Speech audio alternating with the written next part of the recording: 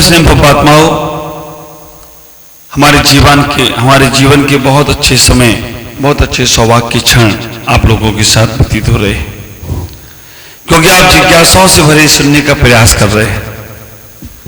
क्योंकि आज के आदमी के पास टाइम नहीं है, बहुत बिजी लाइफ है, और इस बिजी लाइफ में हम अपने आप को, अपने जीवन को समझने का प्रयास करें। क्योंकि संसार में आना और जाना ही केवल महत्वपूर्ण नहीं है, संसार में आने और जाने के बीच में कुछ अच्छा करके जाना ये महत्वपूर्ण होता है। आप ख्याल करके रखना, हम कितने चले ये महत्वपूर्ण नहीं है, हम मंजिल पर पहुंचे कि नहीं पहुंचे ये महत्वपूर्ण होता है। हमने कितना पढ़ा ये महत्वपूर्ण नहीं है, हम कहीं अच्छे नंबरों से पास हुए कि नहीं हुए ये महत्वपूर्ण होता है। हमने कितना भोजन किया ये महत्वपूर्ण नहीं है, हमारे शरीर में वो भोजन कितना लगा ये महत्वपूर्ण होता है।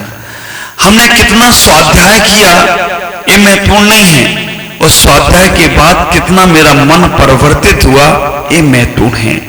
हमने कितना साधु संतों को सुना ये महत्वपूर्ण नहीं है, कितना हमने अपने जीवन में संयम को स्वीकार किया, अपने जीवन को बदला ये महत्वपूर्ण होता है। तो आप विचार करके रखना, हम उस महत्वपूर्णता को समझने का प्रयास करें। कितना अपने जीवन को हम बदल सकते हैं। और आप ख्याल करो, रोज रोज उपदेश सुनते हो, रोज रोज प्रवचन सुनते हो, आखिरकार रोज रोज उपदेश और प्रवचन सुनने से क्या होगा? एक भी दिन में काम हो सकता है, लेकिन कई बार नारियल एक चोट में नहीं फूटते हैं, बार बार चोट मारना पड़ती है ना। और बार बार चोट मारने के बाद एक ना एक चोट में तो फूट ही जाएगा नारियल। इसलिए साधु संतों के रोज प्रवचन सुनने का प्रयास करते हो। अगर आप विचार करना, पहले के लोग जो होते थे ना, राजा महाराजा लोग, जब कवि महाराज के आहार होते थे, महाराज के प्रवचन सुनने जाते थे, और प्रवचन के बाद महाराज से बोलते थे, महाराज कुछ धर्म का उपदेश सुनाओ। महाराज 5 मिनट में उपदेश सुनाते थे, 10 मिनट में उपदेश सुनाते थे, और उतने में उनका कल्याण हो जाता था, उतने में वो अपने आप को बदल लेते थे, उतने में अपने आप को व्यवस्थित कर लेते थे, और अपनी जो बुराइयां थी उन्हें छोड़ने का प्रयास करते थे। क्योंकि उस वक्त उनके मन में बदलने का भाव रहता था, बदलने का परिणाम रहता था, अपने जीवन को समझने का भाव और परिणाम रहता था कि मुझे समझकर कुछ अपने आप को बदलने का प्रयास करना है। और मुझे तो लगता है उस समय के लोग आदिनाथ भगवान के चिन्ह बैल उसके समान थे, और आज के लोग भगवान महावीर स्वामी के चिन्ह शेर के समान है। बैल जैसे लोग होते थे तो भद्र परिणामी होते थे, उनसे थोड़ा सा इशारा किया जाए। आप ख्याल करके रखना, 2 प्रकार के कबूतर होते हैं, एक जंगल के कबूतर और एक मंदिर के कबूतर, घर के पालने वाले कबूतर। आप ख्याल करना, जंगल के कबूतर को थोड़ा सा इशारा किया जाए ना, वो तुरंत उड़ जाएंगे, और घर का जो पाले वाले कबूतर है ना, उनको बार बार उड़ाया जाए, बार बार उड़ाया जाए, बार बार उड़कर वापस वहीं पर आ जाते हैं। तो हमें ये 2 प्रकार के लोग हैं संसार में।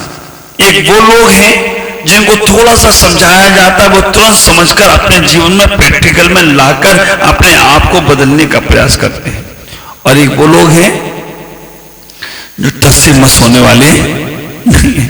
जो चल रहा है वो चलेगा ही चलेगा, उससे बदलने वाला दुनिया बदल देंगे लेकिन खुद नहीं बदलेंगे।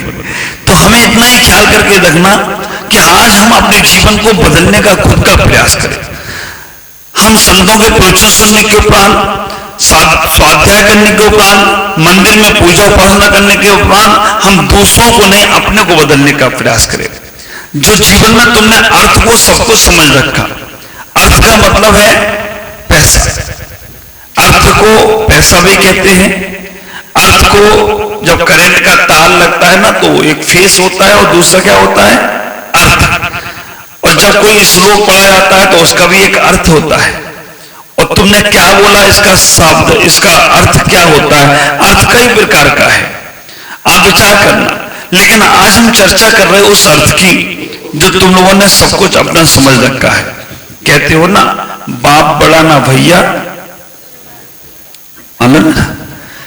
आप लोगों ने उसको सबको समझ रखा, बाप बड़ा ना भैया, और सबसे बड़ा।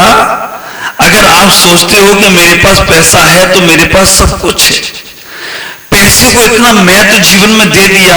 मुझे तो बड़े आश्चर्य की बात ये लगती है कि इंसान पैसा कमाने के लिए इतनी मेहनत करता है, इतनी मेहनत करता है। सुबह से शाम तक सारगा का समय आ जाए तो उसे खाने की भी फुर्सत नहीं मिलती, बात करने की भी फुर्सत नहीं मिलती। इतना बिजी होता है, पैसा कमाने के लिए इतनी मेहनत करता है, इतनी मेहनत करता है कि उसका स्वास्थ्य भी खराब हो जाए तो भी चिंता नहीं। तो पैसा कमाने के लिए आदमी स्वास्थ्य भी खराब कर लेता है। और आश्चर्य की बात तो यह है कि फिर पैसा कमाने के लिए स्वास्थ्य खराब कर लिया और फिर स्वास्थ्य ठीक करने के लिए सारा पैसा खर्च कर दिया।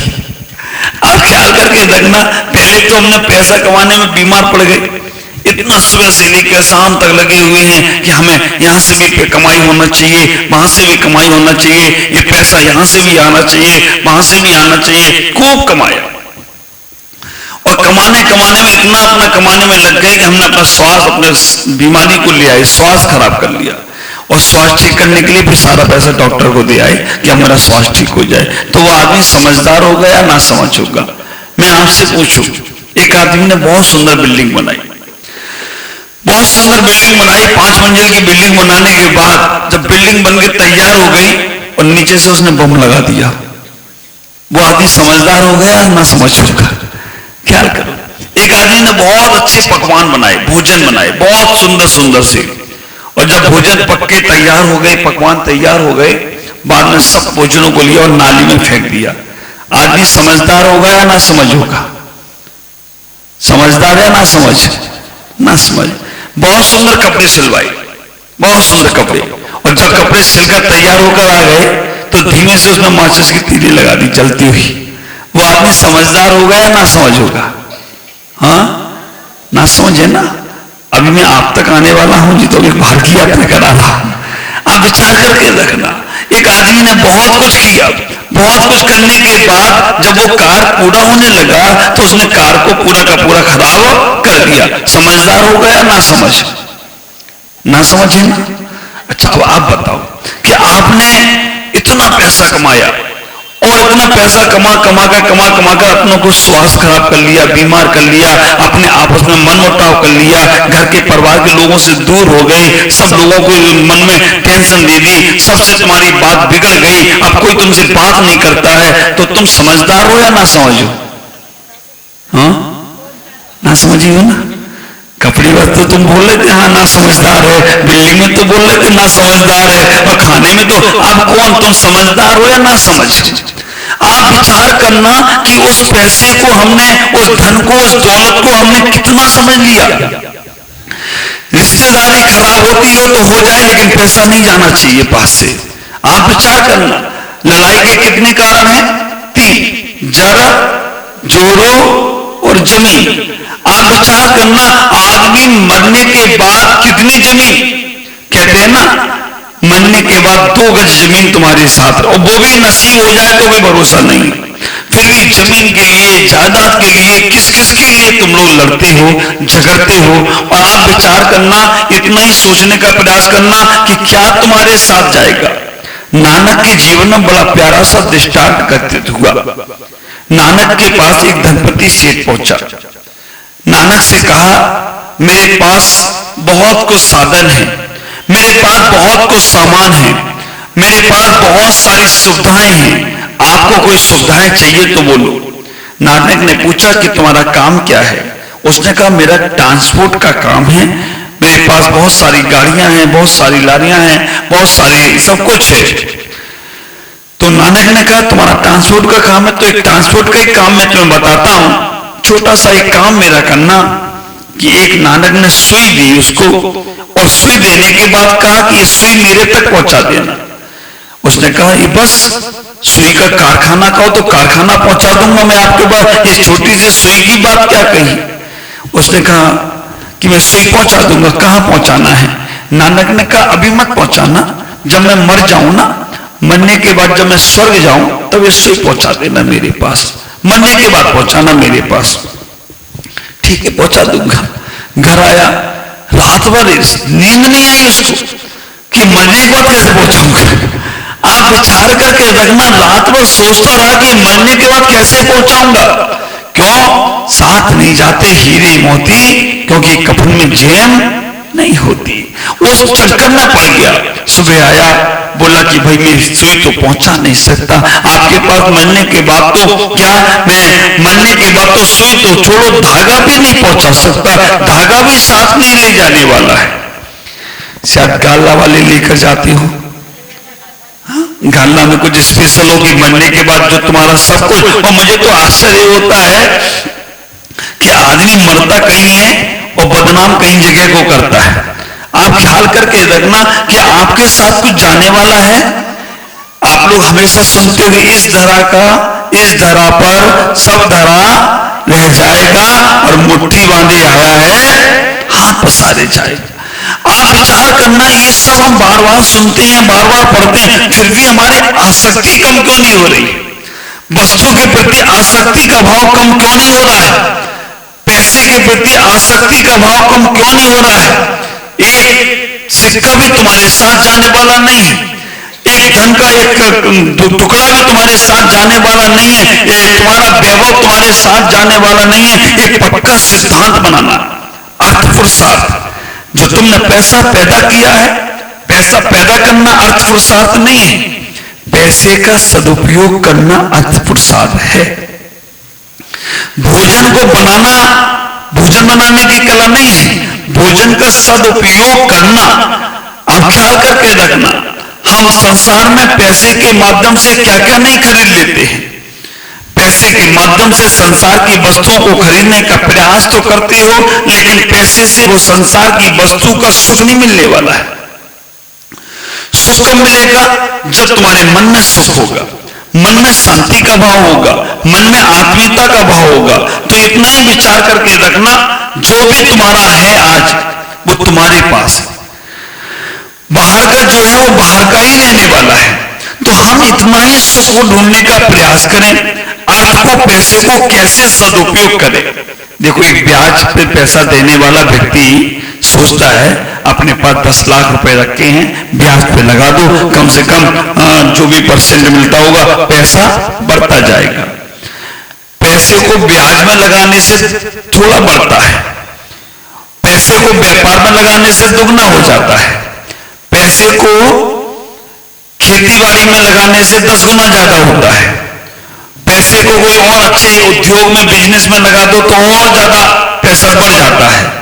लेकिन मैं आपसे कहना चाहता हूं, पैसे को अगर सत्कर्म में, अच्छे कर्म में लगा दो तो अनंत गुना फल देकर जाए तो कोई आश्चर्य की बात नहीं है। आप ख्याल करके रखना, आपने एक फैक्ट्री खोली, फैक्ट्री खोलने में आपने 10 लाख, 20 लाख, 50 लाख रुपए लगाए और एक किसी गरीब बच्ची की शादी करा दी 1 लाख रुपए लगाकर। उसके पास कुछ भी नहीं था, 1 लाख रुपए, 50,000 रुपए, 10,000 रुपए देकर आपने किसी गरीब बच्ची की शादी करा दी। आपका सुख फैक्ट्री खोलने में आएगा या वो बच्ची की शादी करने के बाद जो सुख मिलेगा वो सुख तुम्हारे पास होगा। आपने बहुत कुछ किया, एक भूखे को भोजन करा दिया। आप ख्याल करना, तुम्हारे पास जो दौलत है, धन है, पैसा है, अगर उससे आपने जरूरतमंद की जरूरत पूरी कर दी, मैं आपसे कहूंगा जो सुखी मिलता है, जो खुशी अंदर से मिलती है ना, वो खुशी और कभी मिलने वाली नहीं है। अगर आप देखें, बहुत से गरीब ऐसे परिवार हैं जिनके पास सुबह खाओ तो शाम को खाने को नहीं है, जिनके पास कोई बीमार हो जाए तो दवाई के लिए पैसे नहीं है। इस देश के अंदर अगर देखा जाए तो अरबों की पॉपुलेशन है और अगर देखा जाए अरबों की पॉपुलेशन में 60 से 70-80% लोग ऐसे हैं जो गरीब तबके के हैं, जिनके पास सुबह खाओ तो शाम खाने को नहीं है, जिनके पास सर ओढ़ने के लिए, छुपाने के लिए जगह नहीं है और पहनने के लिए कपड़े भी नहीं है। फटे पुराने कपड़े, कई कई महीनों के कपड़े पहने रहते हैं, एक एक कपड़े में वो पूरा जीवन गुजार देते हैं। आप ख्याल करना, हम उनकी तरफ भी ध्यान देने का प्रयास करें। आजकल बहुत सारा व्हाट्सएप पे चलने लगा, अभी बहुत सारा चलने लगा कि अगर आपके कोई फंक्शन है, शादी विवाह है, ख्याल करना, शादी विवाह है, वहां पर अगर कोई खाना बच जाए तो एक नंबर वो चलाते हैं, उस नंबर पर भेजो। तो जो सामान तुम फेंकने के काम में ला रहे हो, वो सामान से कई लोगों के पेट भर सकते हैं। ख्याल करके रखना, जो भोजन तुम्हारा व्यर्थ फेंका जा रहा है उससे कई लोगों के वो एक सदुपयोगता है। एक बड़ा अच्छा दृष्टांत, जब मैं पंजाब गया, अमृतसर में एक सिख समुदाय के गिनती साहब आए थे, उन्होंने सुनाया, बड़ा प्यारा सा। आप ख्याल करके रखना कि एक परिवार में 4 लोग थे, पति पत्नी और 2 बच्चे। पति का किसी कारण से देहांत हो गया। जब पति का किसी कारण से देहांत हो गया, उनके घर में खाने पीने के लाले पड़ गए, खाने को नहीं था। आसपास के लोगों ने व्यवस्था की, थोड़ा खाने को दिया, और खाने के बाद 2-4 दिन की व्यवस्था हुई, उसके बाद कुछ भी नहीं हुआ। आप विचार करना, वो बच्चा फिर भूख से तड़पने लगा, भूख से तड़पने लगा कि हमारे पास खाने के कहां से आएगा। तो उसके बच्चे में को ये थोड़ी समझ थी कि मेरे पिता का मरण हुआ तो खाना आया। तो वो अपनी माँ से बोलता है, माँ अपनी ये बहन कब मरेगी? पूछा क्यों? कि ये बहन मरेगी तो लोग खाना देंगे तो हमारा पेट तो भरेगा कम से कम। ख्याल करके रखना, इतनी दर्दनाक स्थिति हो गई। और उसने कहा कि अब मेरा व्यवस्था खाने की पीने की और कोई करे ना करे, भगवान ही करेगा। रास्ते से जा रहा था, एक आदमी ने उसे भूखा देखकर भोजन करा दिया। एक आदमी ने उसे भूखा देखकर भोजन करा दिया।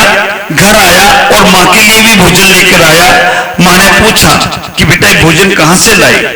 उसने कहा कि आपने कहा था ना भगवान व्यवस्था करेंगे, मुझे रास्ते में भगवान मिले और वो भगवान ने हमारी व्यवस्था की। माँ ने पूछा वो भगवान कौन है, हमें भी मिलवाना। वो भगवान और कोई नहीं था, एक सामान्य सा इंसान था। आप विचार करना, जब हम दूसरों की मदद करते हैं, दूसरों की सेवा करते हैं, तो हम भगवान के तबके में पहुंच जाए, भगवान जैसा हमारा सम्मान हो जाए, हम भगवान की स्थिति पे पहुंच जाए, तो कोई आश्चर्य की बात नहीं। तो आज अपने मन को ये बनाओ कि हमें पैसे का सदुपयोग कैसे करना है, पैसे को दूसरों की मदद में कितना लगाना है, पैसे को दूसरों की जरूरतमंद की व्यवस्था में कैसे लगाना है। अर्थ पुरुषार्थ को इतना ही समझने का प्रयास करना, अगर तुम्हारा धन किसी अच्छे व्यक्ति के जरूरतमंद के काम में आ रहा है तो तुम्हारा अर्थ पुरुषार्थ सार्थक है, अन्यथा तुमने अपने जीवन को अर्थ में व्यर्थ बना दिया, समर्थ नहीं बनाया। जितना तुमने छोड़ दिया, ख्याल करना, धन की 4 गति हैं, 3 गति हैं। धन की 3 गति। पहला धन की गति है उपयोग में लाना, दूसरा धन की गति है दान कर देना, और तीसरा धन की गति है नाश हो जाना। अगर तुम्हारे पास जो भी पैसा है, कुछ भी है, अगर सबसे पहले अपने उपयोग में लाओ, जितना तुम अपने लिए कर सकते हो अपने लिए उपयोग में लाओ। अगर अपने लिए उपयोग में नहीं ला पा रहे हो, बच रहा है, तो दान करने का प्रयास करो, अच्छे काम में लगाने का प्रयास करो, सत्कर्म में लगाने का प्रयास करो। वो भी नहीं कर पा रहे हो तो तीसरी गति धन की होने वाली है, वो नाश हो जाएगा। ख्याल करना, आप तीनों को समझे। खा लिया सो पा लिया, जो तुमने खा लिया सो पा लिया, जो तुमने दे दिया सो तुमने ले लिया, और जो तुमने छोड़ दिया तो तुमने सर फोड़ दिया। जो तुम धन को छोड़ देते हो, आपस में कितने लड़ते झगड़ते हैं। बहुत से लोग से मैं पूछता हूं, इतना पैसा किसके लिए कमा रहे हो? मैं बेटे के लिए कमा रहा हूं, बेटे के लिए कमा रहा हूं। और इतना तो है तुम्हारे पास, बेटे भी 7 पीढ़ियों की तुम्हारी व्यवस्था है, फिर किसके लिए कमा रहे हो? 8वीं पीढ़ी की चिंता हो रही है। और आप ख्याल करके रखना, मुझे तो आश्चर्य लगता है कि आप बेटों के लिए कमा रहे हो। क्या बेटे आपके लल्ले लुल्ले होने वाले हैं क्या? वो नहीं कमा पाएंगे क्या? आप अपना पैसा अपने लिए कमाओ, आप अपने लिए उपयोग करने का प्रयास करो। जितना है तुम्हारा, तुम अपना सब दान करके जाना। ख्याल करके रहना, बेटो कहते ना, पुत्र कपुत्र तो का धन संचय, और पुत्र सपुत्र तो का धन संचय। अगर तुम्हारा बेटा कपूत है, तुम करोड़ों रुपए रख के जाना उसके लिए, वो तुम्हारा नाम ही खराब करने वाला है। ख्याल करके रखना। और तुम्हारा पुत्र अगर सपूत है, अच्छा है, तो विचार करना, तुम फूटी कौड़ी भी देकर नहीं जाना उसको, वो इतना कमाएगा कि तुम्हारा भी नाम ऊंचा रख देगा। तो हमारे मन में ये भावना आना चाहिए कि हमें अपने लिए करना है, और जब तुम अपने लिए करना शुरू कर दो, हाँ बेटों के लिए कब तक करो, जब तक बेटे पैर पर खड़े ना हो जाए। लेकिन आजकल का जमाना उल्टा हो गया है। आजकल बेटे बेटियां माता पिता की व्यवस्था करने लग गए, है ना। ख्याल करके रखना, आजकल जमाना उल्टा होता चला जा रहा। लेकिन हमें फिर भी अपने जीवन को समझने का प्रयास करना है। हमारे पास जो कुछ भी है हमारा नहीं है, इस धरा का, इस धरा पर सब धरा रह जाएगा। तो हमें अपने जीवन को कैसे व्यवस्थित करना है, कैसे पैसे का सदुपयोग करना है। छोटा सा दृष्टांत सुनाऊं, एक छोटी सी कहानी, एक सम्राट और एक भिखारी की। आप ख्याल करके रखना, भिखारी भीख लेने के लिए रोज जाता था और रोज भीख मांगकर कुछ ना कुछ लेकर आता था। एक दिन भिखारी भीख लेने के लिए गया, एक घर के द्वार पर पहुंचा। घर के द्वार पर जैसे ही पहुंचता है, उस घर में बहू ने, जो बहू थी उसने मना कर दिया कि यहां भीख नहीं मिलेगी, चल जा। रास्ते में उस भिखारी को उस घर की मां मिली, सेठानी मिली। सेठानी से बोला, माँ जी आपके घर गए थे, आपके घर में कुछ दिया नहीं गया, कैसा आपके घर में गया, सुबह से गया हूं और कुछ भी नहीं मिला। तो उस घर की सेठानी ने कहा, चलो मेरे साथ, मैं देखता हूं कैसे नहीं मिला तुम्हें। घर की सेठानी लेकर आई। घर की सेठानी लेकर आने के बाद आवाज लगाती है घर से बहू को। बहू निकल कर आई और बहू से पूछा कि तुमने इसे कुछ दिया नहीं।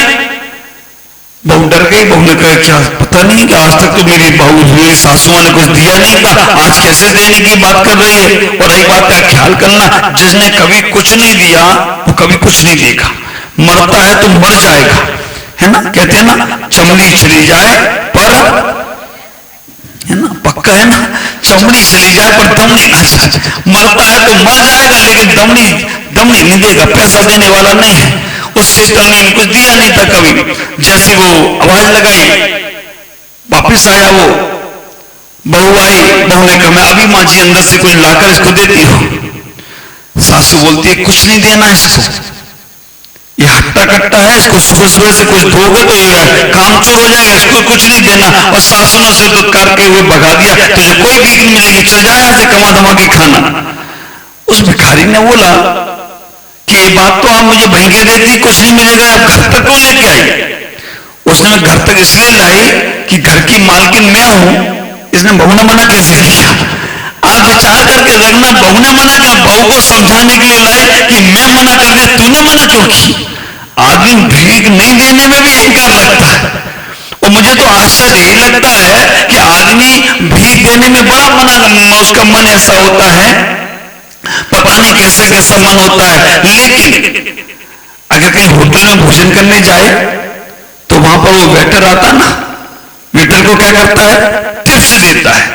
मंदिर में 2 रुपए देने में उसे तकलीफ होगी, किसी अच्छे काम में अच्छे पैसे देने में तकलीफ होगी, लेकिन वो वेटर को टिप्स देने में उसको कोई इतना लगता है कि चलो मेरी इज्जत बढ़ गई और उसको पैसा दे के आ जाएगा। आप ख्याल करके रखना, शादी विवाह में जब जाता है तो कैसे नई नई नोट की गड्डी निकालता है। और वो व्यक्ति मंदिर में जाए तो मंदिर के गोलक में पैसा डालना पड़े तो वो देखता है कि फटा वाला नोट कौन सा है। आप ख्याल करके रखना, शादी विवाह में जाने के बाद पैसों को ऐसे निकालता है, 500 की, 1000 की गड्डियां। आजकल 1000 का तो कोई लेगा नहीं, है ना। 500 वाला भी पुराना वाला चलने वाला नहीं है, नया वाला ही चलेगा। लेकिन आप ख्याल करना, दिखावे के लिए आदमी बहुत कुछ करता है, लेकिन जहां उपयोगिता है वहां कुछ नहीं करता है। वो भिखारी भीख लेने के लिए गया, उस दिन तो उसे कुछ मिला नहीं। दूसरे दिन निकलने के साथ एक ही बात हुई उसके मन में कि भगवान मेरा अच्छा कुछ हो जाए। उसने भी थोड़ी राजनीति की। भिखारी जब भीख लेने के लिए निकला तो उसने थोड़ी राजनीति क्या की। उसने कहा, हमारा खाली कटोरा देखकर कोई देता ही नहीं है कुछ। आप लोग जब समय शिखर की यात्रा में जाते हो, सोनागिर की यात्रा में जाते हो, परिक्रमा में देखते हो, जो भिखारी वहां पर एक चादर बिछाकर बैठा है, उनकी भिखारी की चादर में कुछ ना कुछ तो पड़ा ही हो। और भिखारी इतने राजनीति है, वो राजनीतिक है कि वो देखते हैं अच्छा धनपति सेठ आ रहा है तो 50 का 100 का नोट डाल देंगे वहां पर, और कह रहा है ऐसे व्यक्ति आ रहा है तो 10 पैसे 50 पैसे 1 रुपया 2 रुपए डालेंगे। वो भी बड़े राजनीतिक है। तो उसने भी सोचा कि चलो मैं जा रहा हूं, ये आदमी बड़ा इंसान है, पता नहीं कैसा है, मेरी खाली झोली देखता है, कुछ देता नहीं है। उसने अपनी झोली में थोड़े से चावल के कर डाले और चावल लेकर जाने लगा। उसने कहा भगवान मेरा सब अच्छा हो जाए। अचानक उसकी किस्मत इतनी तेज हुई कि सामने से सम्राट का रथ आने लगा। और उस दिन सम्राट को एक सपना आया था, हे सम्राट, अगर तुम्हें अपने राजा का अपनी प्रजा की रक्षा करना है, अगर तुम्हें अपने प्रजा को राज्य को बचाना है, तो तुम आज सुबह सुबह जो तुम्हें पहला व्यक्ति मिले उससे कुछ मांगना चाहिए। ख्याल करना, उससे तुम जरूर कुछ मांगना। तुमने हमेशा अपना हाथ ऊपर रखा है, लेकिन अब एक बार तुम्हें हाथ नीचे रखना है, उससे मांगना चाहिए। कई बार आपके घरों में, परिवारों में आपस में तनाव हो जाते हैं पैसों के कारण से, पैसों की लड़ाइयों के कारण से। मैं कहना चाहूंगा उस तनाव को अगर दूर करना है, आप कितने भी बड़े हो जाओ, कितने भी धनपति कुबेर हो जाओ, लेकिन एक बात का ख्याल करना, अगर तुम्हारा कुछ खास रिश्तेदार है, घर का व्यक्ति है, परिवार का सदस्य है, उसके पास कुछ नहीं है, तो उसके सामने अपने पैसे का अहम नहीं दिखाना। कभी एक दिन अचानक उसके यहाँ चले जाना, कहना आज मैं तेरे यहाँ खाना खा के जाऊंगा। आपका जो पैसा प्यार नहीं दे पाया, वो पैसा, वो प्यार आप वहां जाओगे, अपने आप उसका प्यार मिलने लगेगा। ख्याल करना, पैसा बहुत बड़ी चीज नहीं है, पैसा बहुत बड़ी बात नहीं है। पैसा तो तुम्हारा, ख्याल करना, लक्ष्मी का, कभी कभी कहते हो ना कि पैसा तो हाथ का मेल है, आया तो आया, नहीं तो कभी भी चला जाता है। लेकिन हम इतना ही ख्याल करें, अगर हमें आपस में कभी कभी कैसे भी हो जाता है, तो हम उसको दूर करने के लिए व्यवहार बनाएं। अच्छा व्यवहार, अच्छा व्यवहार अगर तुम्हारा है, पैसा नहीं है तो भी काम हो जाता है, और पैसा तुम्हारे पास बहुत है, अच्छा व्यवहार नहीं है तो ख्याल करना तुम्हारे काम कई रुक जाया करते हैं। इसलिए हमें अपने जीवन को, व्यवहार को भी अच्छा बनाने का प्रयास करना है। वो सम्राट निकला, सम्राट से इतनी आकाशवाणी हुई कि अगर तुम्हें अपने राज को बचाना है तो किसी से कुछ ना कुछ मांग लेना, आज के दिन तुम्हें किसी से मांगना जरूर है। सम्राट निकला, इधर से भिखारी निकला, दोनों। सम्राट सोचता है चलो मुझे ज्यादा दूर नहीं जाना पड़ा, सामने से कोई आ रहा है, इससे कुछ मांग लूंगा तो आज मेरे देश की, राज की, प्रजा की रक्षा हो जाएगी। और इधर भिखारी सोचता है कि आज तो मुझे सामने सम्राट ही मिल गया। और आप ख्याल करना, भिखारी सोचता है सम्राट मिला है तो सम्राट से मांगूंगा तो आज तो मेरी किस्मत खुलने वाली है। और सम्राट के सामने जैसे ही भिखारी पहुंचा, अचानक रथ भी रुक गया। आप ख्याल करके रखना, सम्राट का रथ रुकना बहुत बड़ी बात। अचानक सम्राट का रथ रुका, और रथ रुकने के बाद जैसे ही वो भिखारी सम्राट से कुछ मांगता, सम्राट ने भिखारी से मांग लिया। आप विचार करना, सम्राट से भिखारी कुछ मांगता, उसके पहले भिखारी ने ही सम्राट से मांगने के पहले सम्राट ने भिखारी से मांग लिया। सम्राट ने इतना ही कहा, ये भिखारी राज, क्योंकि वो झोली देखकर सम्राट समझ गया ये भिखारी है। सम्राट ने इतना ही कहा, हे भिखारी राज, हमें मालूम है तुम हमेशा मांगते हो, हमेशा तुम दूसरे से लेते हो, लेकिन आज मैं तुमसे कुछ मांगना चाहता हूं। सम्राट को जब मांगने का मौका मिला तो भिखारी बड़ा आश्चर्य में पड़ गया। भिखारी ये सोचने लगा कि आज मुझे सम्राट मिले, और आज तो मैं सोच रहा था कि मेरी किस्मत खुलने वाली है, आज तो मुझे सब कुछ मिलने वाला है, लेकिन आज ये सम्राट मिले और सम्राट ही हमसे मांगने लग गए। भिखारी बड़ा आश्चर्य में पड़ गया। भिखारी आंखें मलता कि मैं सपना तो नहीं देख रहा हूं, ये सम्राट रियल में मुझसे मांग रहा है। ख्याल करना, सम्राट ने उससे कहा, तुम मुझे जो भी तुम्हारे पास है झोली में मुझे दे दो, क्योंकि मुझे तुमसे आज मांगने की जरूरत है। वो भिखारी जिसने कभी कुछ नहीं दिया वो कुछ नहीं दे पाता। भिखारी ने कभी दिया ही नहीं था, हमेशा लिया ही लिया था। और आप ख्याल करके रखना, लेने वाला व्यक्ति, आप अपने जीवन में सोचना, वो कभी कुछ छोड़ता नहीं है। मरता है तो मर जाएगा, पानी में डूब रहा है एक आदमी, कंजूस था, महाकंजूस, पानी में डूब रहा है। लोगों ने कहा उसको बचाने के लिए, भाई तू अपना हाथ दे, मैं तुझे बचा लेता। वो हाथ नहीं दिया उसने। आप विचार करना, पानी में डूब रहा है, उससे कहा तुझे मैं बचा लेता हूं, हाथ दे अपना। उसने हाथ नहीं दिया। उधर से खट्टर काका निकले। खट्टर काका ने कहा कौन डूब रहा है? बोले ये चाचा डूब रहा है और इसको बचाने के लिए मैं बार बार कह रहा हूं हाथ दे, मैं बचा लूंगा। उसने कहा कि ये ऐसे बचने वाला नहीं है, मर जाएगा लेकिन देगा नहीं, हाथ भी नहीं देगा। चाचा ने काका ने कहा कि मैं इसको बचा सकता हूं। उन्हें कैसे? तुमको भी बताता हूं। काका ने उससे कहा ले मेरा हाथ पकड़। और जैसे उसने काका ने हाथ आने दिया, उसने हाथ पकड़ा और उन्होंने बाहर निकाल दिया। उन्होंने कहा गजब हो गया, इतनी देर से कह रहा भाई डूब रहा है, मर जाएगा, हाथ दे, दे नहीं रहा था तुमको, उन्होंने हाथ को दे दिया। उसने कहा दिया नहीं, मेरा हाथ लिया है।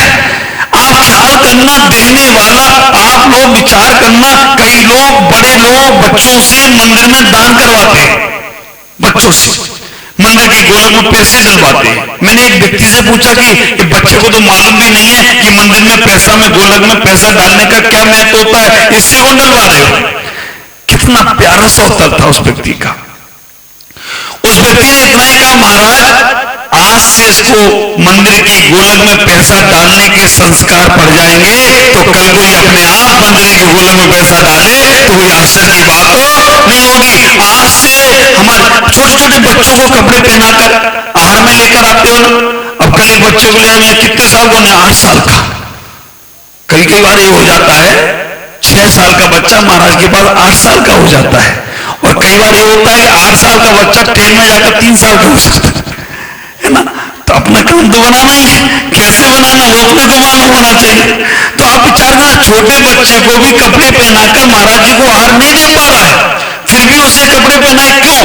क्योंकि आज अगर कपड़े पहनकर आहार के संस्कार आहार में आएगा तो कल बड़े होकर भी कपड़े पहनने में आनाकानी नहीं करेगा और आहार देगा और महाराज के पास जाएगा।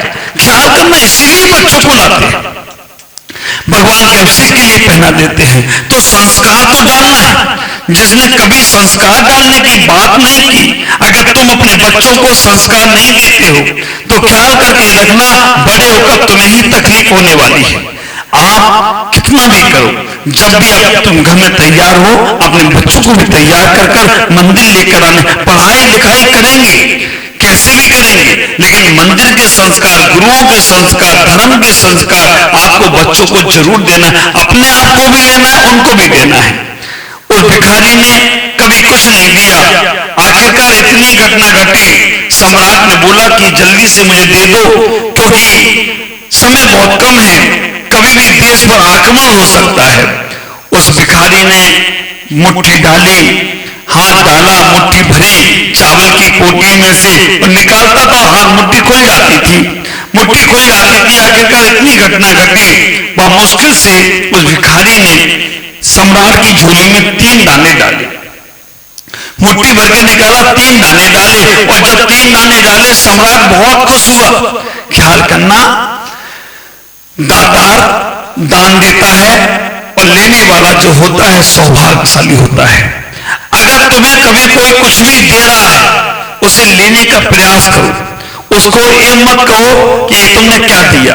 अगर अच्छा चीज देने का प्रयास कर रहा है वो लेने का प्रयास कर उसे सौभाग्यशाली समझो। बहुत मुश्किल से आदमी का छूटता है। संसार में जन्म लेना तो आसान हो जाता है, लेकिन जब प्राण छूटते हैं तो आदमी को बड़ी तकलीफ होती है। ऐसा ही हुआ, उससे छूटा ही नहीं। 3 दाने उसने सम्राट की झोली में डाले। डालने के बाद इतनी घटना घटी, उस दिन उसको बहुत अच्छी भीख मिली, हर जगह से भीख अच्छी मिलती गई। वापस आया, घर में आकर दोपहर में ही आ गया, शाम तक आता था, दोपहर में ही आ गया पूरी झोली भरकर। पत्नी बड़ी खुश हुई। पत्नी ने बोला आज तो तुम्हें बहुत अच्छी भीख और बहुत जल्दी मिल गई, आज बात क्या है आखिरकार। ख्याल करना, वो व्यक्ति कंजूस तो था ही, रोने लग गया। पत्नी के सामने तुम आज मत बोलो, आज ज्यादा भीख मिली है, ज्यादा कुछ मिला है, आज तो बड़ा नुकसान हो गया, आज तो अपना नुकसान हो गया। आज सम्राट मिले तो सम्राट को इसमें से में देना पड़ गया। कई लोग इसलिए दुखी रहते हैं। एक आदमी आया, बोला महाराज मुझे नुकसान हो गया। मैंने क्या नुकसान हो गया? महाराज 5 लाख रुपए का मुझे नुकसान हो गया। मैंने पूछा क्यों, कैसे हो गया? उसकी पत्नी बोली, बगल में थी, बोली कोई नुकसान नहीं हुआ महाराज, 5 लाख का फायदा हुआ अभी इनको। मैंने कहा बोला 5 लाख का फायदा बोले तो गए 5 लाख का नुकसान हो गया। तो बोले कि महाराज मैंने एक बिजनेस किया था, व्यापार किया था, उसमें हमने 10 लाख रुपए की फायदे की सोची थी, 5 लाख का ही फायदा हुआ, तो 5 लाख का नुकसान हुआ कि नहीं हुआ? अब बताओ उनको कौन सुखी करेगा? आप ख्याल करके रखना कि फायदा होने के बाद भी नुकसान नजर आ रहा है। तो जीवन में इतना ही ख्याल करके रखो कि हम उस जीवन को कैसे दुख में परिवर्तित कर लेते हैं, सुख को सोच नहीं पाते हैं, सुख को भोग नहीं पाते हैं और सुख में से दुख निकाल लेते हैं। समदृष्टि व्यक्ति, अच्छा व्यक्ति, समझदार व्यक्ति, सोचने समझने वाला व्यक्ति हर दुख में से सुख खोजता है और नासमझ व्यक्ति हर सुख में से दुख खोजता है। अब आपको सोचना है कि हमें समझदार बनना है या नासमझ बनना है। जीवन में हर जगह सुख है, लेकिन हम दुख जोड़ते हैं तो दुख ही मिलने वाले हैं और सुख को। अब आप विचार करना, एक आदमी भगवान में बहुत शिकायत कर रहा था, बड़ा ट्रैफिक में फंसा था। बॉम्बे जैसे ट्रैफिक में आदमी चलता कम है, भागता ज्यादा है, बहुत ट्रैफिक था।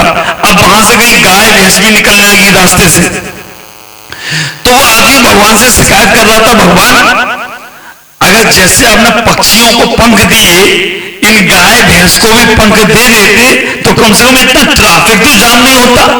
कम से कम एक ट्रैफिक में आ जाती है गाय भैंस और गाय ट्रैफिक जाम हो जाता है। कम से कम इनको पंख देते तो ऊपर ही ऊपर उड़ती रहती, नीचे आती नहीं।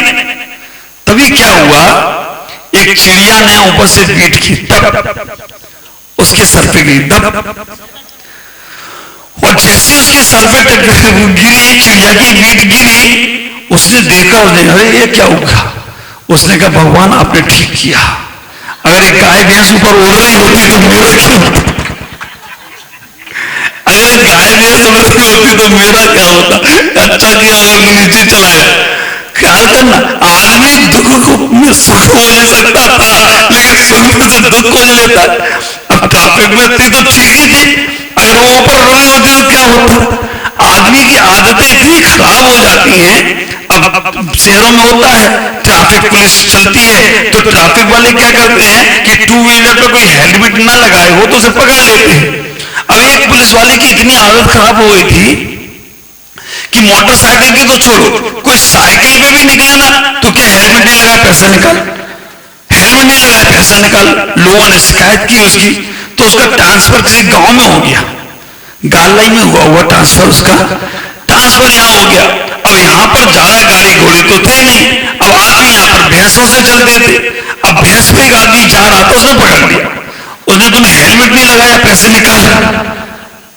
वो आदमी थोड़ा समझदार था, उसने कहा भाई साहब ये 2 व्हीलर नहीं है 4 व्हीलर है, 4 व्हीलर में हेलमेट नहीं लगाते हैं। तो यार गजब हो गया, आदमी कहीं भी बेईमान हो जाता है। अब भैंस तो 4 व्हीलर है, 2 व्हीलर तो कुछ और होता ना, 2 व्हीलर होता ही नहीं। तो आप ख्याल करना, दुख में से सुख खोजना या सुख में से दुख खोजना, ये तुम्हारे ऊपर है। हर जगह दुख भी खोज सकती हो और सुख भी। उस आदमी को नुकसान हुआ, अब वो भिखारी रो रहा है, इसलिए रो रहा है कि उसको नुकसान हो गया। आखिरकार अभी तो कम रो रहा है, अभी ज्यादा रोएगा। पति ने कहा कोई बात नहीं, अब सम्राट ने मांग लिया और तुमने सम्राट को दे दिया। पति ने पूरा का पूरा जो झोली लाया था पलटी, और झोली को जैसे ही पलटा तो उसमें देखा 3 दाने सोने के निकले, 3 दाने सोने के निकले। पत्नी ने कहा देखो अब तो तुम्हें खुश हो जाना चाहिए कि तुमने सम्राट को 3 दाने दिए थे और तीनों दाने सोने के हो गए, और तीनों दाने सोने के हो गए, इसलिए अब तो खुश हो जाओ कि तुम्हें रोना नहीं चाहिए, अब तो तुम और खुश। अब तो और धार मार मार कर, अब और धार मार मार कर रोने लगा। पत्नी ने बोला अब क्यों रो रहे? पत्नी ने बोला अब क्यों रो रहे? तो बोला मुट्ठी भर दे देता तो मुट्ठी भर सोने के हो जाते तो हमारा आज जीवन बदल जाता। ख्याल करना, ऐसा ही तुम्हारे साथ होता है, कई बार होता है। आप सोचते हो जब अच्छा काम का मौका आता है तो आप सोचते हो कि मैं करूं कि नहीं करूं, करूं कि नहीं करूं। अभी आप विचार करना, अब मंदिर बनने का मौका आया है तो मन में विचार चल रहा है बनाओ कि नहीं बनाओ, बनाओ कि नहीं बनाओ। अभी है तुम्हारे पास तो लगा के बना दो, अब कल जब खत्म और जो बना लेगा ना उसका नाम होगा ना फिर मन में लगता है यार मैं भी अपने परिवार से एक काम तो अच्छा कर लेता, कम से कम अपने जीवन भर घर मकान बहुत बनाए, भगवान की बेदी बना लेता, घर मकान तो बहुत बनाए, शिखर बना लेता, घर मकान तो बहुत बनाए, मंदिर बना। और आप ख्याल करना, भरत चक्रवर्ती जिनने अपना घर सोने का नहीं बनाया, मंदिर सोने के बनाए, और रावण ने क्या किया, लंका सोने की बनाई।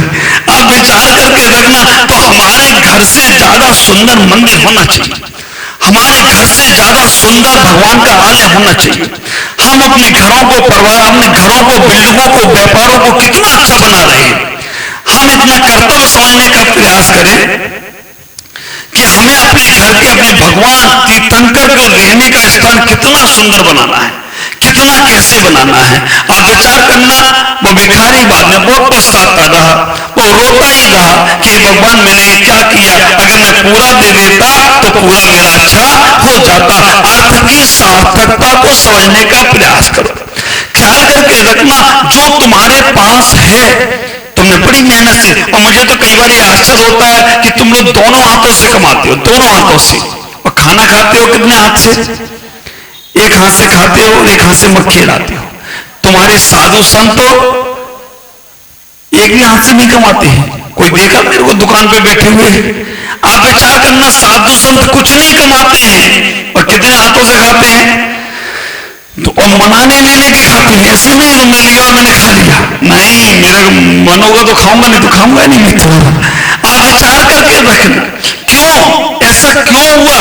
क्योंकि उन्होंने छोड़ना सीखा है, उन्होंने छोड़ना सीखा है। हमने एक घर की रोटी छोड़ी, अपने माता पिता के घर की रोटी छोड़ी, तो आज हर घर में हमारी रोटी इंतजार करती है। हर घर में माता पिता बनकर लोग इंतजार करते हैं कि मेरे घर का एक कण इन साधु के पास चला जाए। ख्याल करके रखना, हमने एक माता पिता को छोड़ा तो आज हर कोई मेरे माता पिता बनने को तैयार हो जाते हैं कि मुझे संत का माता पिता बनने को मिल जाए। छोड़ने से बड़ा है। और आप ख्याल करना, जैसे जैसे छोड़ते जाते हो वैसे वैसे आगे बढ़ते जाते हो। ये बादल होते हैं ना, बरसात के बादल काले काले दिखते हैं, लेकिन जैसे ही पानी छोड़ देते हैं वो बादल काले भी सफेद हो जाते हैं। ख्याल करना, जितना तुम छोड़ोगे। एक सेठ जी बोले, पंडित जी प्रवचन कर रहे थे कि भाई त्याग का बड़ा महत्व है, पैसा त्याग करने से ही जीवन का काम होता है। तुम्हारे पास पैसा रखा है, वो किसी काम का नहीं है, छोड़ना पड़ता है। पंडित जी को नदी पार करना थी, पंडित जी के पास पैसा नहीं थे, सेठ जी ने नदी पार करा दी। और नदी पार कराने के बाद उस नाविक को 100 रुपए दिए इनाम में। नाव वाले ने 4 बार उनके पैर पड़े सेठ जी के, पंडित जी को पूछा ही नहीं। पंडित जी से सेठ जी ने बोला पंडित जी से कि पंडित जी तुम्हारा त्याग किस काम का, जब एक नदी पार नहीं करा सकता तो भवसागर से पार कैसे कराएगा? सेठ जी से पंडित जी ने मुस्कुरा के बोला, पंडित जी, सेठ जी, ये पैसे ने तुम्हें सम्मान नहीं दिलाया। ख्याल करना, पैसा जब तक तुम्हारी जेब में था ना तब तक तुम्हारा सम्मान नहीं था। पैसा तुम्हारी जेब से निकलकर नाविक के पास गया तो तुम्हारा सम्मान हुआ है। पैसे के त्याग से ही सम्मान है। और ख्याल करो, सिकंदर इस जहां में जब आया था क्या नहीं था उसके पास, जिधर से चला जाता था उधर से लोग सब कुछ उसे समर्पित कर देते थे। जो समर्पित नहीं करते थे तलवार की नोक से वो ले लेता था। लेकिन एक बार घटना घट गई, जब सिकंदर पानी से व्याकुल हुआ, मरने लगा, तो सिकंदर ने अपने सैनिकों को बोला, जाओ कहीं से मेरे पानी की व्यवस्था करो, कितना भी पैसा खर्च हो जाए, रेगिस्तान में कहां पानी मिलने वाला। लेकिन वो पानी के कारण से सिकंदर का जब भी मरण हुआ उसने अपने सैनिकों को बोल दिया कि मेरे दोनों हाथ बाहर निकाल देना अर्थी के। सैनिकों ने पूछा क्यों? सिकंदर ने कहा, मैं संदेश देना चाहता हूं, पूरे विश्व को संदेश देना चाहता हूं कि मेरे दोनों हाथ बाहर निकले हैं। ख्याल करना, सिकंदर क्या संदेश देना चाहते थे? सिकंदर इतना ही तो कहना चाहते थे कि सिकंदर जब जहां में था तब हौसलेआली थे। सिकंदर जब इस जहां में था तो हौसलेआली थे, और जब इस जहां से गया तो दोनों हाथ खाली थे। ख्याल करना, दोनों हाथ खाली करके जाना है। इसलिए आज अपने जीवन में उस संपदा को विपदा ना बनने देना, उस धन को मन बटने में कारण मत बनने देना, उस पैसा को प्यार खत्म करने में कारण मत होने देना। आप विचार करना, तुम्हारे परिवार में धन बढ़ता है तो बढ़ जाने देना, लेकिन आपस का मन मत बढ़ने देना।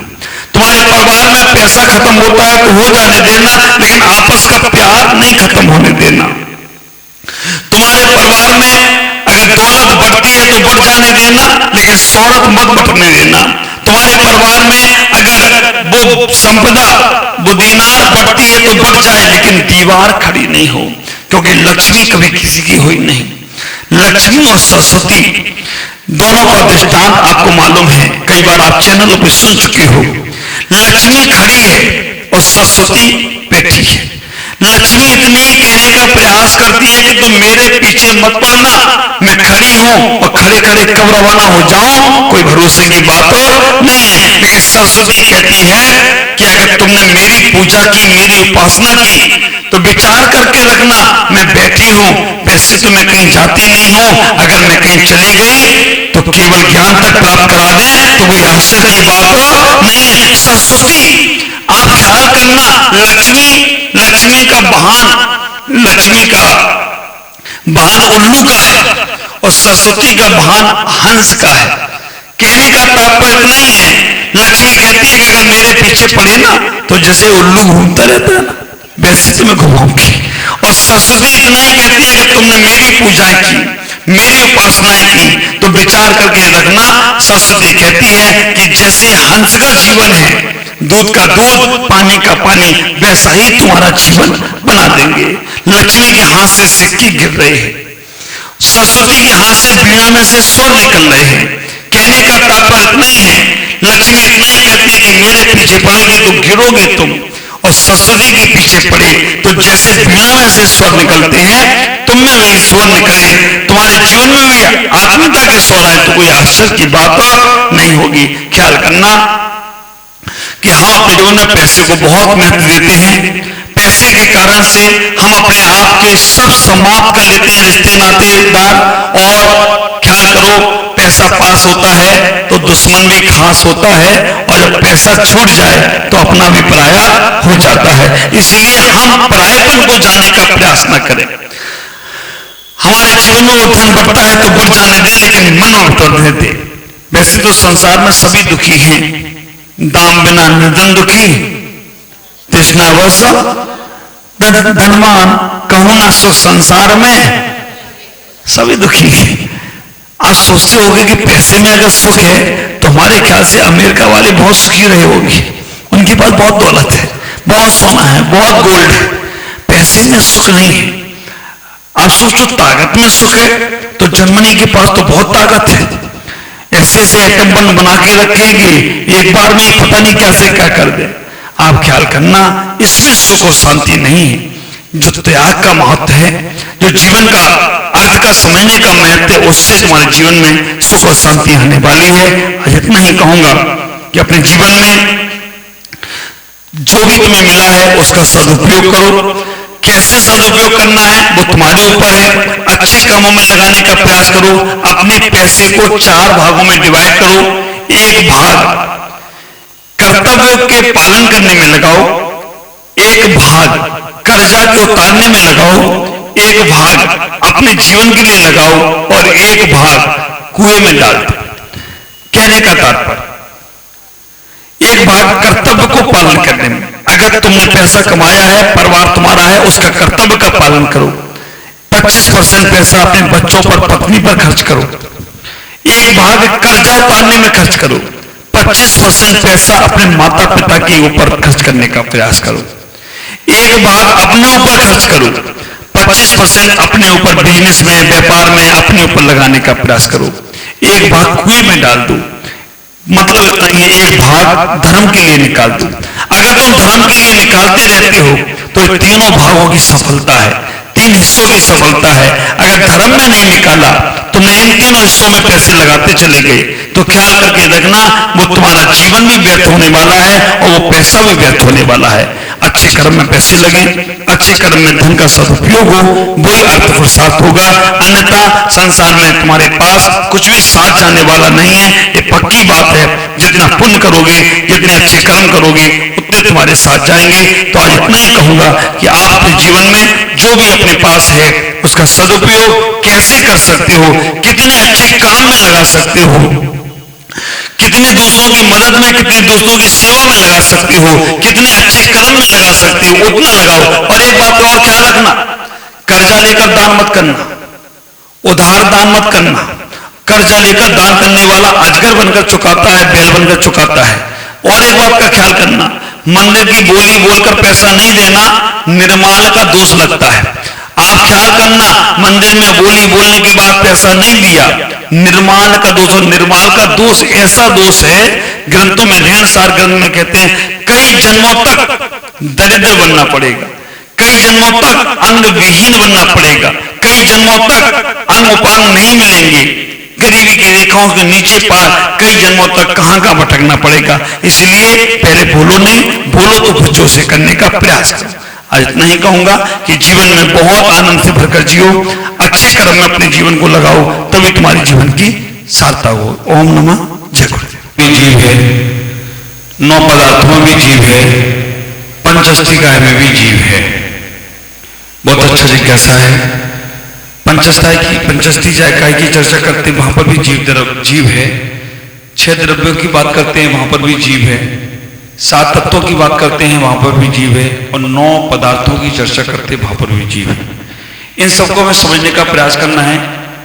पंचस्थिकाय में जीव, पुद्गल, जीव, अजीव, आकाश, जीव, अजीव, जीव, पुद्गल, धर्म, अधर्म, आकाश, ये 5 है। 6 द्रव्य में जीव, पुद्गल, धर्म, अधर्म, आकाश और काल। 7 तत्व में जीव, अजीव, आश्रव, बंध, संबंध, निजरा, मोक्ष।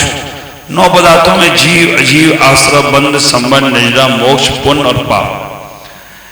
तो जब हम अस्थिकाय की चर्चा करेंगे तो अस्थिकाय में अस्थि माने है, जीव होता है, बस इतनी चर्चा करेंगे हम। उसमें आश्रव कर रहा है या गुण पर्याय की परिवर्तन कर रहा है या पुण्य पाप कर रहा है, ये चर्चा नहीं करेंगे।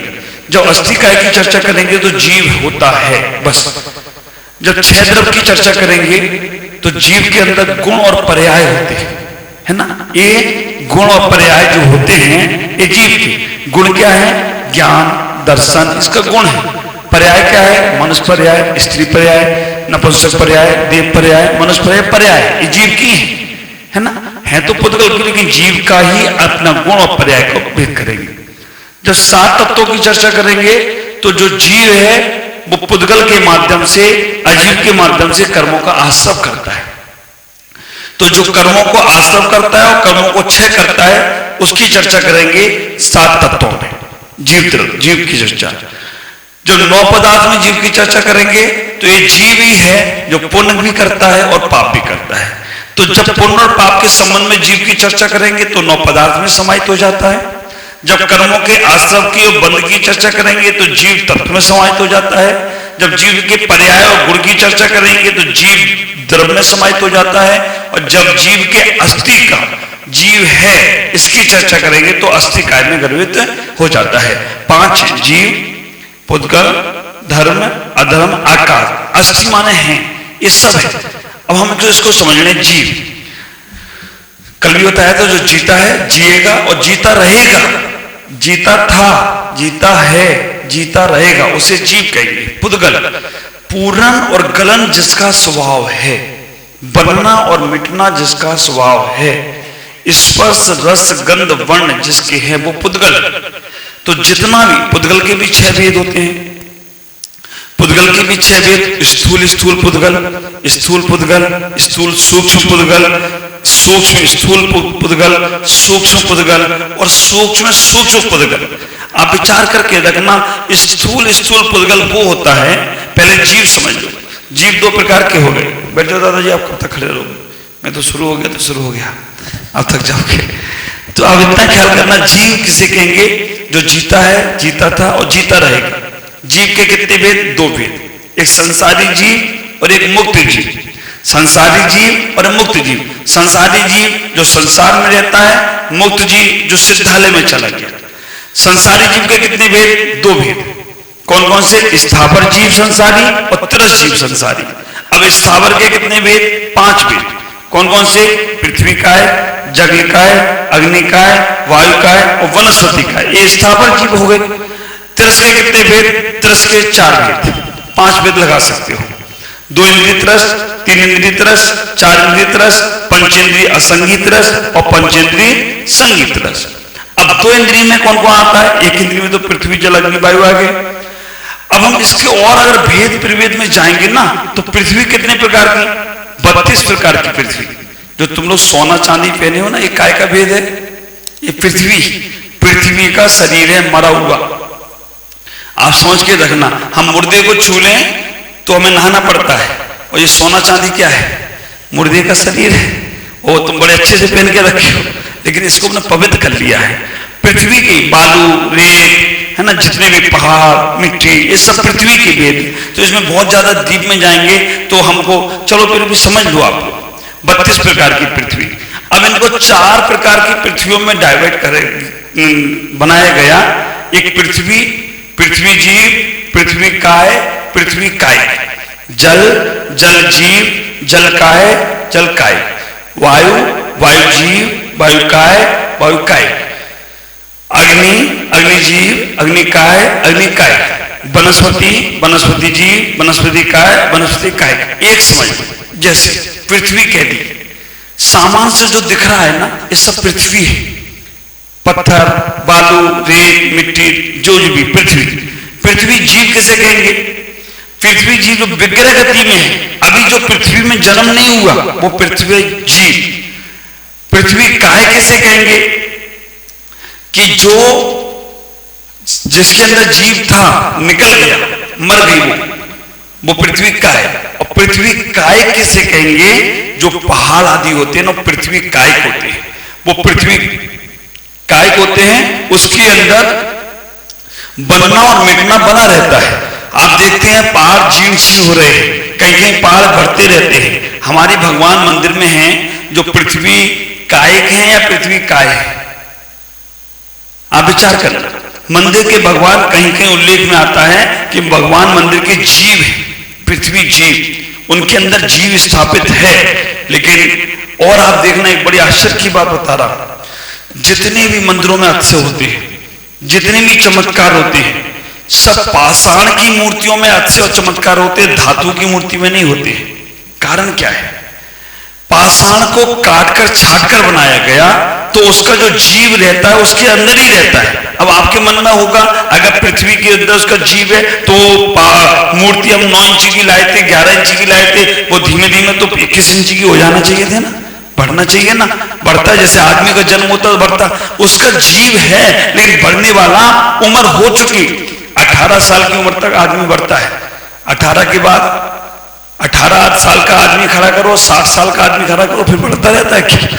बस 18 तक ही एज बढ़ती है, 18 के बाद एज नहीं बढ़ती है। 18 में तुम जितने हो गए, 18 वर्ष की उम्र हो गए, उसके बाद तुम बढ़ोगे नहीं। तो ऐसे भगवान के अंदर जीवत्वपना है। पाषाण की मूर्तियों में इसलिए अतिशय होते हैं कि उसके अंदर जीव है। धातु की मूर्तियों में अतिशय क्यों नहीं होते हैं? क्योंकि धातु की मूर्ति को गलाया गया है, तपाया गया है, सारे जीव मार दिए गए, उसके बाद धातु की मूर्ति बनी। कोई आज तक धातु की मूर्ति में अतिशय नहीं होगा, जितने भी देखेंगे आप अतिशय पाषाण। तो पृथ्वी जीव हो गया। ऐसे जल, जलकायिक में आप समझने का प्रयास करें तो स्थावर हो गया तिरस, 2 इंद्रिय, 3 इंद्रिय, 4 इंद्रिय। 2 इंद्रिय में क्या है? लट। फिर मेरी सीडी है, मैं तुमको दूंगा प्रतिक्रमण की, अभी कभी मौका मिलेगा तो चलवाऊंगा कि 1 इंद्रिय जीव की भी हमसे कितनी हिंसा होती है, 2 इंद्रिय जीवों की हमसे कितनी हिंसा होती है, 3 इंद्रिय जीवों की हमसे कितनी हिंसा होती है, 4 इंद्रिय जीवों की हमसे कितनी हिंसा होती है, और 5 इंद्रिय जीवों की। तो 2 इंद्रिय, 3 इंद्रिय, 4 इंद्रिय, 5 इंद्रिय। तो 2 इंद्रिय के जीव लट है, सूड़ी है, ये सब 2 इंद्रिय। शंख है। आप लोग अगर अपने घर में शंख के बने सामान रखते हो तो आप समझ लेना आप हड्डी रख रहे हो। जो लोग अपने घर में ताजमहल रखते हैं ना, बड़ा सुंदर लगता है, कब्रिस्तान रख रहे हो घर में। ताजमहल में मालूम मुमताज की मम्मी दबी पड़ी है और तुम लाके घर में रख ले रहे हो। तो क्या होगा, कब्रिस्तान तुम अपने आप घर में ले आए। अब सर दर्द करेगा, कहीं सर दुख रहा है, कहीं कोई बीमार होगा, कभी नहीं रखना। हाथी के दांत के बने सामान घर में रखते हो तो समझ के रखना कि तुम्हारे घर में हड्डी का वास हो गया। और जिस घर में हड्डी नीचे दबी हो उस घर में शल्य क्रिया होती नहीं है और वो बाद में बीमारी पड़ रहता है। तो 2 इंद्रिय जीव, 3 इंद्रिय चींटी आदि, 4 इंद्रिय मक्खी मच्छर भौरा पतंगा, 5 इंद्रिय में त्रियंश भी आते हैं, मनुष्य भी आते हैं, देव भी आते हैं, नारकी भी आते हैं। तो ये जीव तत्व हो गया। और जीव में ये सब संसारी जीव है। संसारी जीव में संसारी जो है वो संसारी है ही है, लेकिन मुनिराज संसारी हैं या संसार से छूट गए? संसारी है ना। तुम दोनों में हाथ ऐसे ऐसे करते हो, ऐसे ऐसे करते हो, समझ में नहीं आता क्या कर रहे हो। आप विचार करें, मुनिराज भी संसार में ही है, संसारी तुम्हारी तरह संसारी नहीं है, गृहस्थ तुम्हारी तरह नहीं है। अरिहंत भगवान भी संसार में या संसार से बाहर है? अरिहंत भगवान भी संसारी है। ख्याल करना, तुम में और उनमें अंतर क्या है? संसार में तुम हो और वो भी है, लेकिन तुम्हारे अंदर भी संसार है और उनके अंदर नहीं, वो संसार के ऊपर बैठे हैं। इतना ही अंतर है कि संसार में तुम तो हो लेकिन वो भी हैं, उनके अंदर संसार नहीं है, संसार उनके बाहर है। और तुम्हारे अंदर भी संसार है, बाहर भी संसार। नाव पानी में रहे तो पार लगाती है और पानी नाव में आ जाए तो डूब जाती है। संसार में तुम रहो तो पार हो जाओगे और संसार तुम में आ जाए तो डूब जाओगे ना। आप ख्याल करके रखना, संसार में रहने वाला तो तिर जाएगा। लेकिन अब देखो, कीचड़ कहां खिलता है? कमल कहां खिलता है? कमल कहां खिलता है? अच्छा, कमल कीचड़ में ही खिलेगा, कभी पत्थर पे नहीं खिलेगा। तो ख्याल करके रखना कि हमें संसार में ही सुख मिलेगा, संसार में ही हमें सब कुछ मिलेगा। हम उसके लिए अलग ढूंढने के लिए जाए, कहीं मिलने वाला नहीं।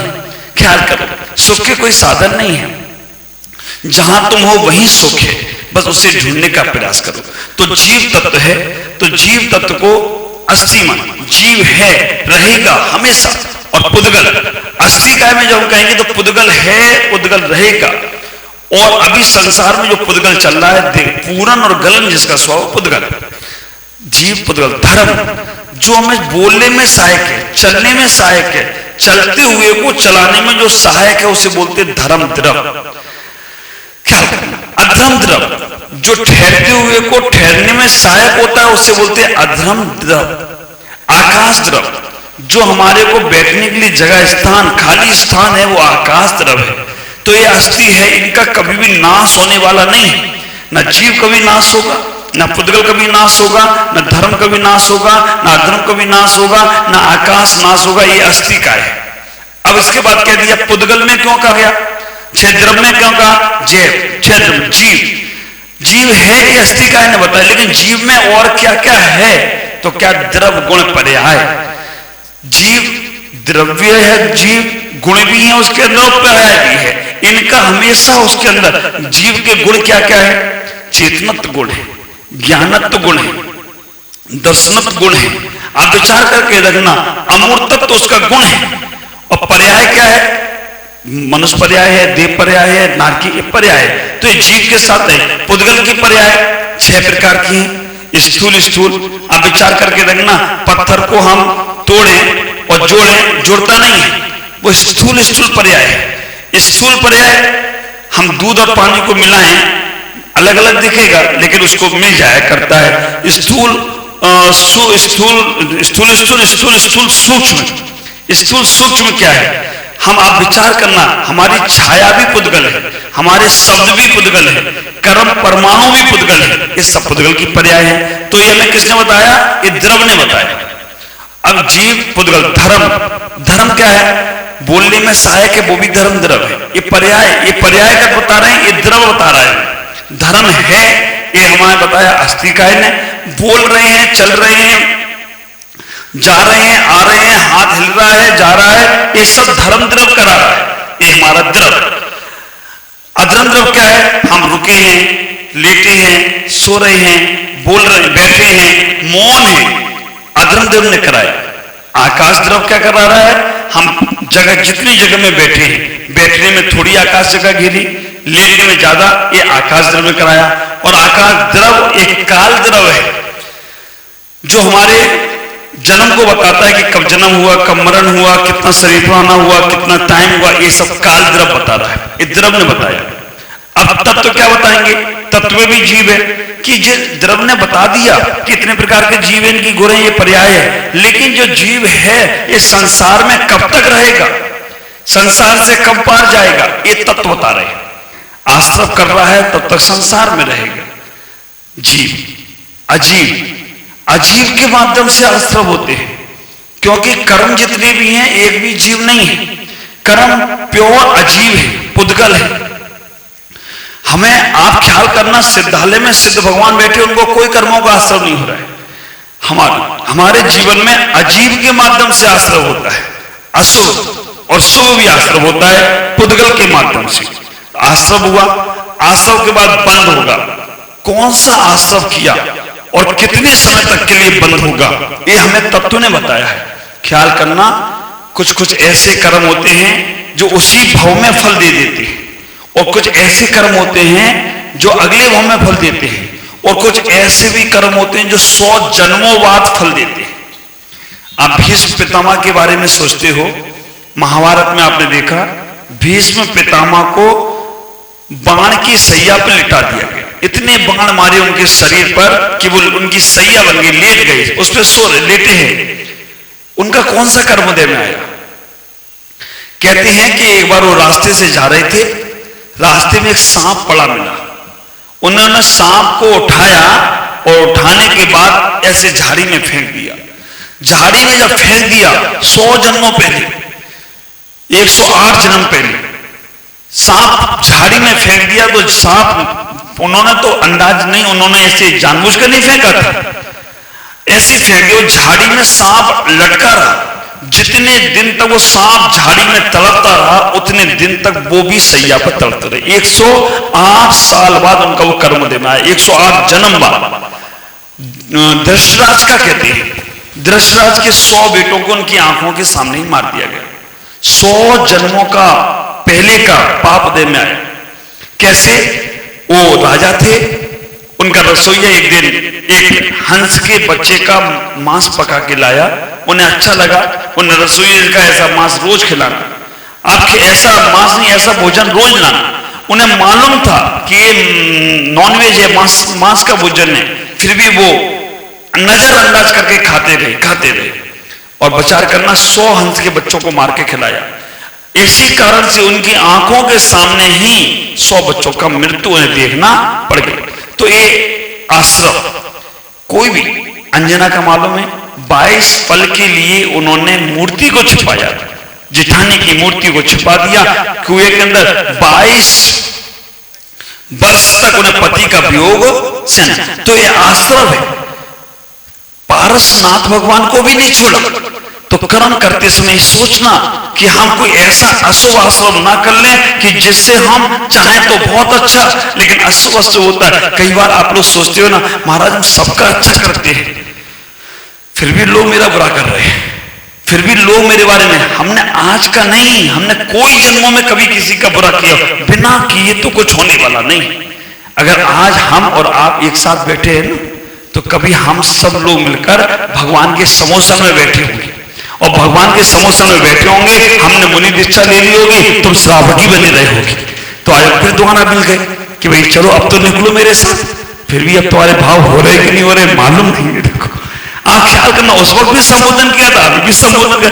मिले तो जरूर होंगे, कहीं ना कहीं मिले होंगे, बिना मिले तो काम होता नहीं है। और इसीलिए मिले होंगे तो लोग मुझे बुला रहे थे, कहां नादेड़, कहां जिंतोर, कहां परवणी। लेकिन आप लोग विशेष पुण्यशाली जीव होंगे कि उधर का प्रोग्राम छोड़कर इधर गाला जोड़ निकल और प्रियवाड़ा की ओर प्यारो। कहां कोई नहीं, नाचा राम में आकर, और आखिरी मोमेंट तक हमारे विजय भाई बोले महाराज का अल्लाह, मैंने अभी कुछ नहीं सोचूंगा, मैं देखूंगा वहां पर जाकर, आखिरी मोमेंट तक कुछ नहीं, लेकिन अंदर से पुण्य था विशेष। तो ये आश्रव, कर्मों का आश्रव। और आश्रव का बंद कैसे होता है? देखो बंद होता है अब आधा काल छोड़कर उदय में आता है बंद। अगर हमने कोई चीज की राग और द्वेष और मोह तीन चीजें हैं।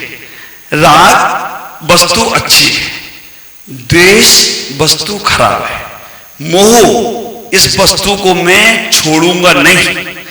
पुस्तक अच्छी है राग, पुस्तक खराब है द्वेष। मोह क्या कहेगा, ये पुस्तक अच्छी है और मैं किसी को दूंगा नहीं, मर जाऊं तो भी नहीं छोड़ूंगा, ये बंधन में कारण है। और ये खराब है, मैं लूंगा नहीं चाहे कुछ भी हो जाए, ये बंधन में कारण है। राग द्वेष में बंधन नहीं है। जब तुम्हारा राग और द्वेष के बाद आसक्ति का भाव आता है, किसी के प्रति भी, सांसारिक व्यक्तियों के प्रति आसक्ति का भाव आएगा तो संसार का बंध होगा, और सन्यासियों के प्रति बंध आसक्ति का भाव आएगा, व्रतों के प्रति आएगा तो सुख बंध, जीव अजीव आश्रम बंध। अब बंध के बाद अब क्या करना है, संवर करना है। संवर कैसे करेंगे, अब तुम्हारे मन में किसी को गाली देने के भाव आए कि मैं गाली दूंगा, इसको छोड़ूंगा नहीं, लेकिन हमने क्या किया, क्या फायदा, सुनता तो है नहीं है, इसकी आदत तो जो है सो वही रहने वाली है। बीपीएल है, बीपीएल का मतलब समझते हो, बी माने बिंद, पी माने पेंदा और एल माने लोटा। बिंद पेंदी का लोटा, बिंद पेंदी के लोटे को कितना भी कुछ बोलो उसको कुछ समझ में नहीं आता, तो बीपीएल है ये, तो इसको समझ। तो हमने क्या किया, अपनी वो गाली को, अपने वो गुस्सा को अंदर पी गई, संवर कर लिया कि हमारा मन में तो अशुभ आया लेकिन वचन से और काय से हमने कुछ भी नहीं किया, ये संवर कर लिया। कई बार हम अच्छे काम का भी संवर कर लेते हैं, बुरे काम का भी कर लेते हैं, तो ये संवर कर लिया। ये हमारे तत्व ने बताया। संवर का निर्जरा, अब निर्जरा कैसे करेंगे हम कर्मों की। अब हमारे कर्मों का उदय था, हमारे घर महाराज का आहार हुआ और किसी कारण से अंतराय हो गया। अब हमने उस वक्त अंतराय हुआ था कर्म के उदय से, लेकिन हमने निर्जरा कैसे की, ये भगवान आगे से सावधानी रखेंगे, कभी किसी का अंतराय ना हो, कभी किसी के बारे में हम किसी का अंतराय नहीं डालेंगे, इसलिए अंतराय। तो निर्जरा शुरू हो गई तुम्हारी। मंदिर में आए, अशुभ कर्म का उदय था, पूजा पाठ नहीं कर पा रहे थे, जो लोग कर रहे थे उनकी अनुमोदना करना शुरू कर दिया, तुम्हारी कर्मों की निर्जरा हो गई। तुम्हारे यहाँ आहार नहीं हो पा रहा था, जिनके यहाँ हो रहा था उनकी अनुमोदना शुरू कर ली।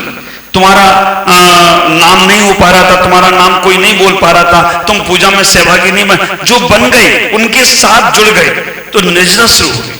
और जैसी निर्जरा कर्म की होने लग गई तो इसी वक्त पूर्ण कर्म की निर्जरा होकर मोक्ष। ये हमने बताया 7 तत्वों ने।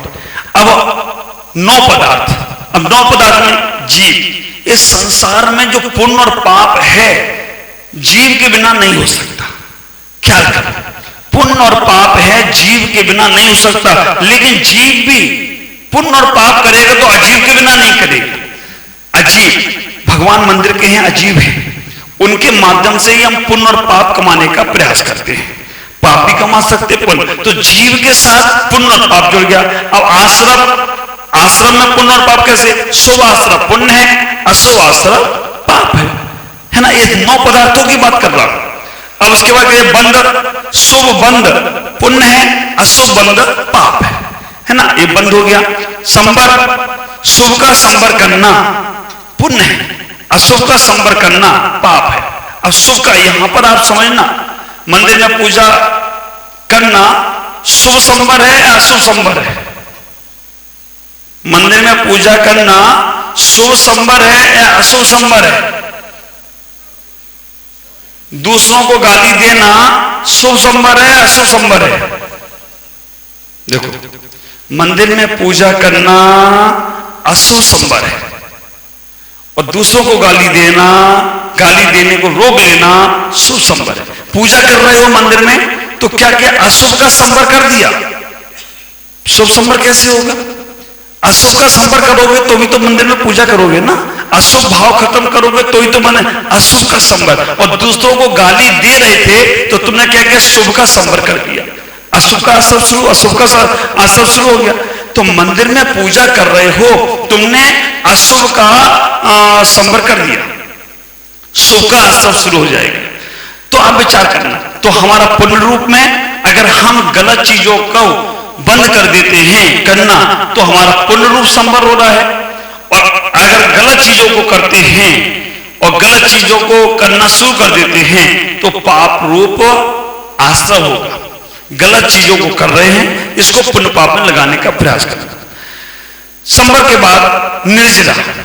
हम निर्जरा कैसे करेंगे, पूर्ण रूप निर्जरा कैसे करेंगे? जितना दान पूजा कर सकते हो, जितना तप त्याग कर सकते हो, इससे पुण्य कर्मों की हम अपने जीवन को बढ़ाने का प्रयास करेंगे, अशुभ की निर्जरा होगी। और जितनी गाली आदि दोगे उससे क्या होगा, हमारे शुभ की निर्जरा होगी, अशुभ का बंद होता जाएगा। ऐसे हम मोक्ष, जब तक सारे पुण्य और पाप खत्म नहीं होंगे तब तक मोक्ष मिलने वाला नहीं। इन 9 पदार्थों की व्याख्या कहते हैं। इसलिए 7 तत्वों को, 6 द्रव्यों को, 5 अस्थिकाय को और 9 पदार्थों को समझने का प्रयास करें। ओम नमः